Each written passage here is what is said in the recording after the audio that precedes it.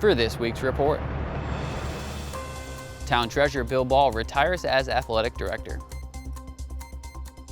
Highway Superintendent Jay Perkins is still here after 45 years. The Select Board chooses dam removal for the Pickpocket Dam. The Exeter UFO Festival looks for volunteers. We celebrate National Parks and Rec Month. And we announce the new business coming to 45 Water Street. For Exeter TV, I'm Bob Glowacki, and this is the Exeter Biweekly Report. Let's get started.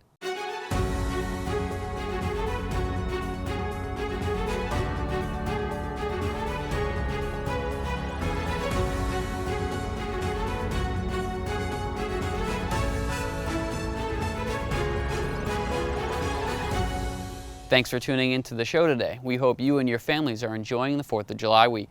We have a lot to cover, including announcing the new store that's coming to the newly renovated 45 Water Street building at the end of our show, so stay tuned.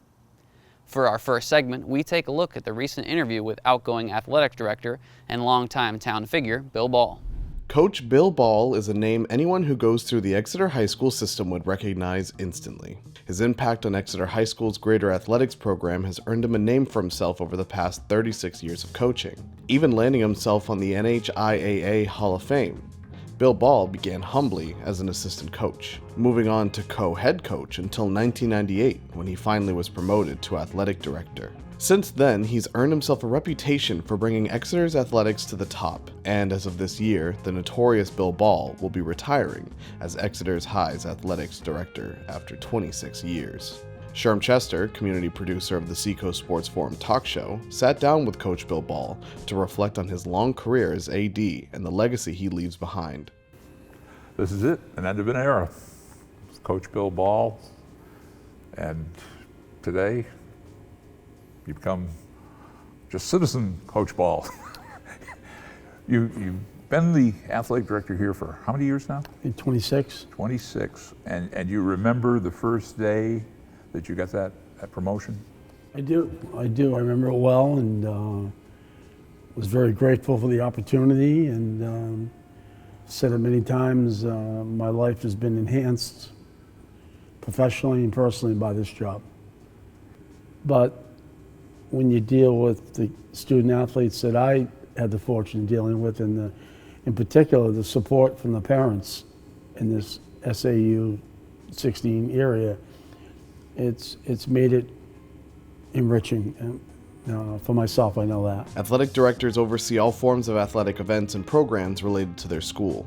Determining coaches for teams, taking care of teams, and directing athletic events, Bill Ball assuredly had plenty on his plate over the last 26 years.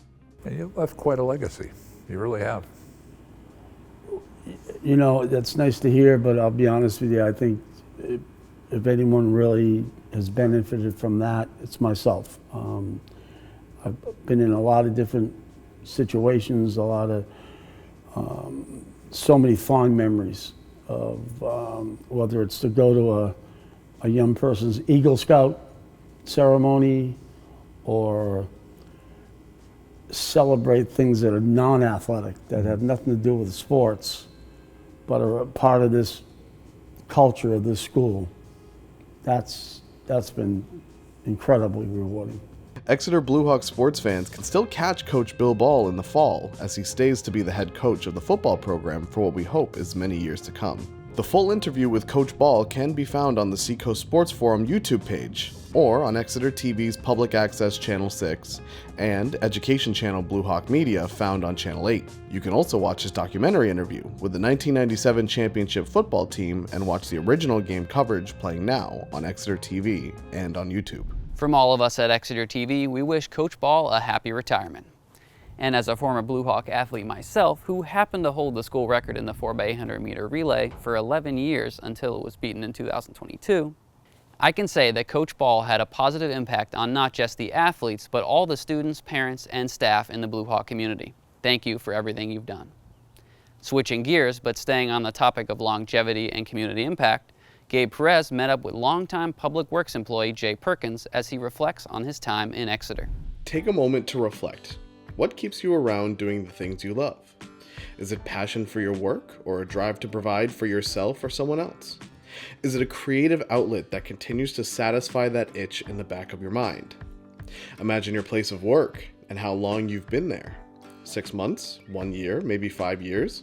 For the likes of Jay Perkins, DPW's highway superintendent, that number has reached 45 years this year.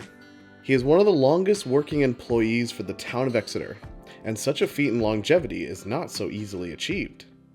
We went down to DPW to talk to Jay and let him tell us a little bit about how he started and what's kept him here for all those years. I needed a job. I worked for a bakery, it burned down in town. I just needed a job, and I knew they were hiring for the back of the trash truck, and I said, hey, why not? What they told me, I was a sanitation engineer. And actually, it was a truck, it wasn't pulled by horses, contrary to popular belief. It was a good job, it was fun.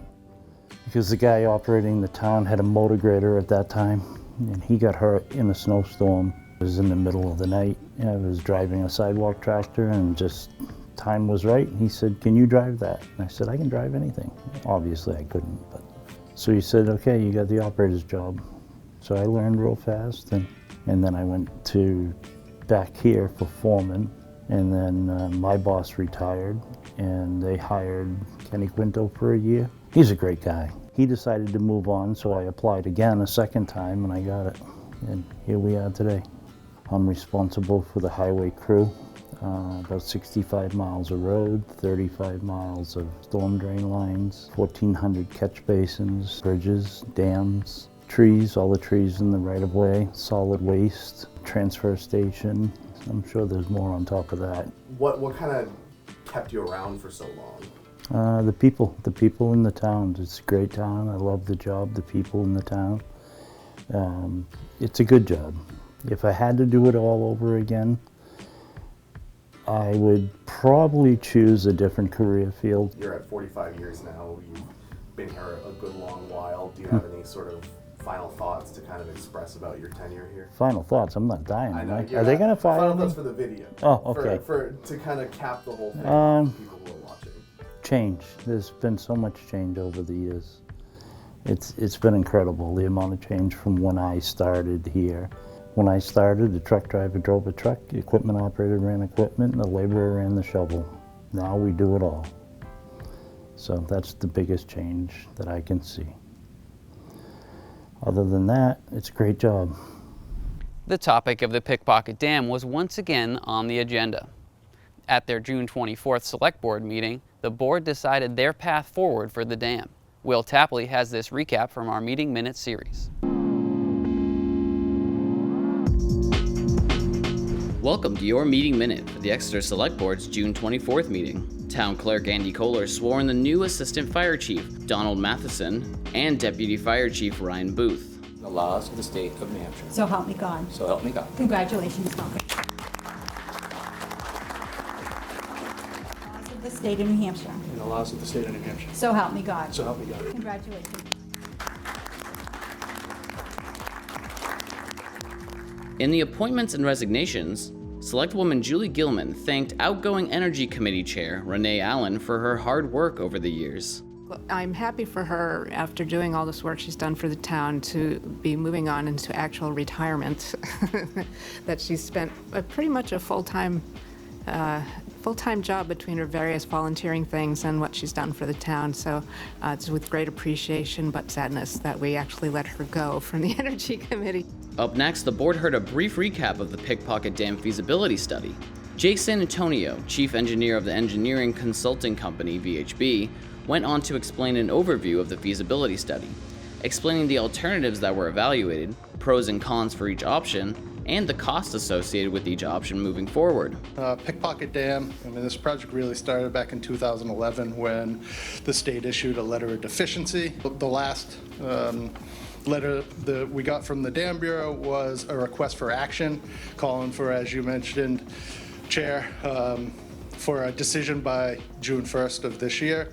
Paul Vlasich worked with the board to be able, or the Bureau to be able to extend that, but there's still a completion date to either modify and bring the dam up to compliance or remove it by the end of the calendar year of 2027. The board then took questions and comments from the public. There's been a dam there for 370 years, and there's been an ecosystem that has developed over 370 years, and that ecosystem will be drastically altered if the dam is removed. I'm Denise Pulio. And I'm Paul Pulio. And we're the head speakers of the Kawasek Band of the Pennacook Abenaki people. And we just wanted to chime in real quickly, voicing support of removal of the dam. For nearly 13,000 years, we had the fish and water free-flowing in that region before colonial contact. And the dam stopped the fish flows. And removing that dam would return some of the ecosystem back to the way it should have been. And we are, as you may know, we are strong opponents for returning Mother Nature back to where she should be. We're not deciding whether to remove it or not remove it. We're making a decision based on the evidence of our experts, based on the questions that folks have asked, and based on those answers, based on the testimony that we've heard in multiple public meetings and one public hearing thus far. But ultimately, it's going to be up to the legislative body of Exeter to cast a vote on whatever preferred alternative we recommend this evening. I loved the way the Great Dam looked in the middle of Exeter's downtown, and it was why I was so torn. I really had a hard time emotionally thinking about that dam not being there.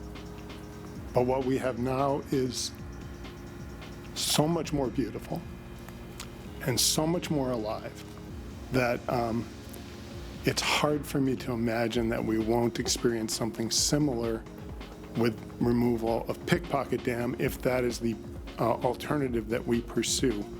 Ultimately, Dan Chartrand moved to authorize the town manager's office to implement a capital improvements project and warrant article to remove the dam. Mr. Chair, I move that upon review of the feasibility study, all of the preferred options, as well as all public comments, both written and oral, we move to authorize the town manager or designee to implement a CIP and warrant article to remove the dam. The board unanimously approved the motion. To watch the full meeting, visit our Exeter TV YouTube page. The next select board meeting is scheduled for July 8th. See you there. The Exeter UFO Fest has a long tradition of attracting people from far and wide to come to the town hall and discuss extraterrestrial topics and ask the question, what else is out there in the cosmos? This year, the Kiwanis Club is looking for volunteers to keep the festival running smoothly. Good evening, human. I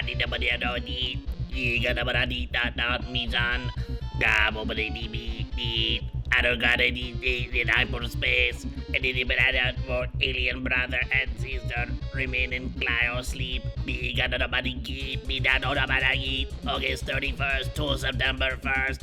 We got nobody get Exeter UFO Fest and keep.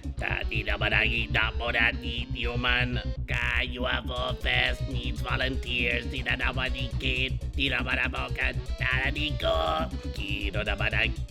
What did Be got nobody captain. Be Bob and Connie. Bob and Connie at Comcast.net. Go go 603-770-8117. Holy human. We got about a August 31st. We got about only I don't know.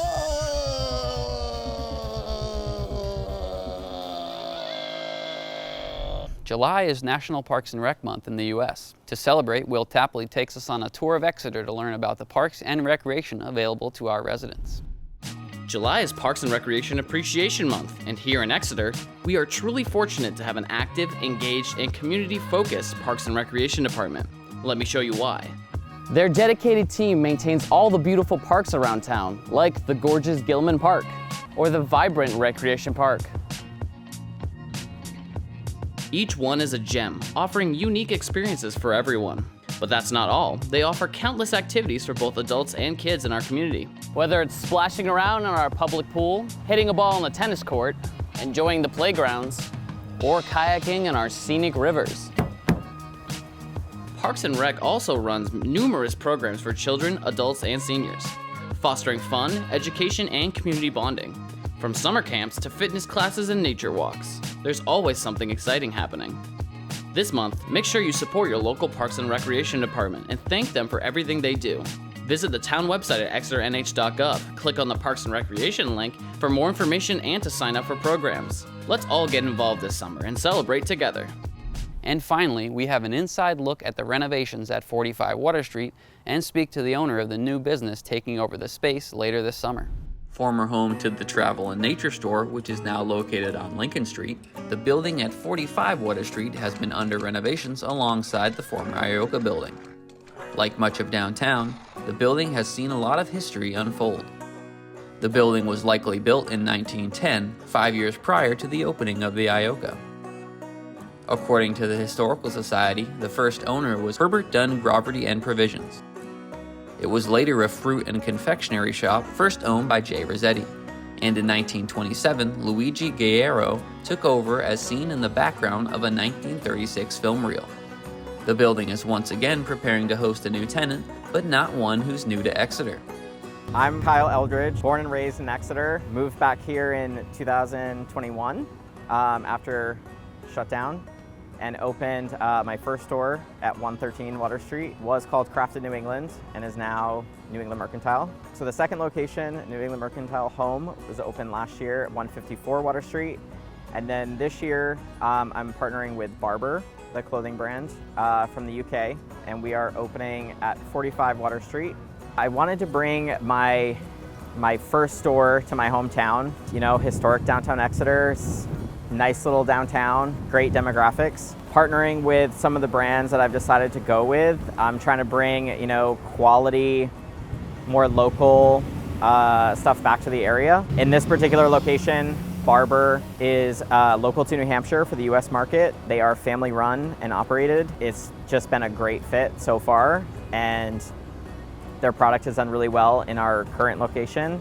And just when the opportunity came up at 45 Water Street, it was kind of a perfect option to think about expanding. To prepare for the arrival of Barber, the property has been undergoing renovations simultaneously alongside the Ioka building, which was also purchased by developer partner David Cowie. The functionality of the common alleyway between the two buildings was a primary factor behind the purchase of 45 Water Street. The alleyway will become the main entrance to the lower levels of both properties. What began as a planned renovation quickly turned into a major reconstruction project as significant structural issues were discovered.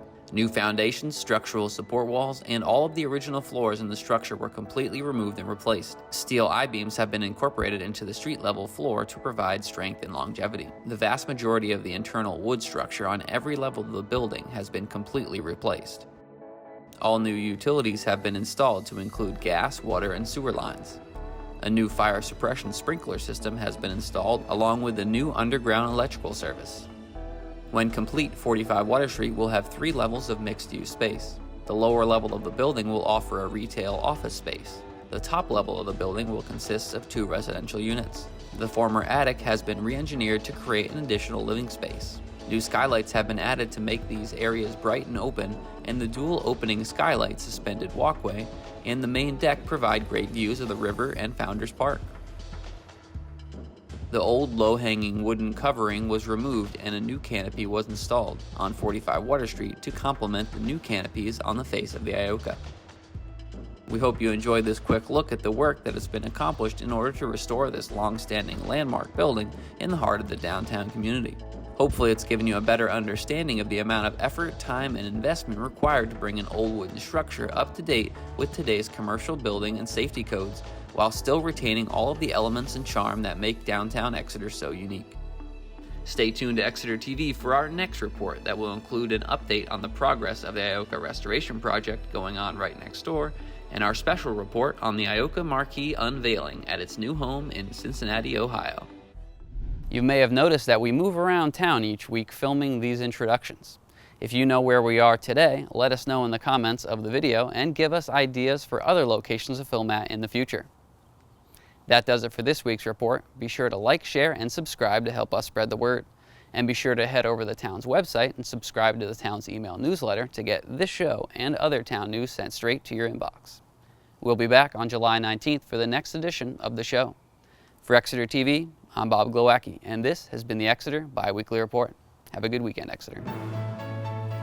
It literally says where we are, right here.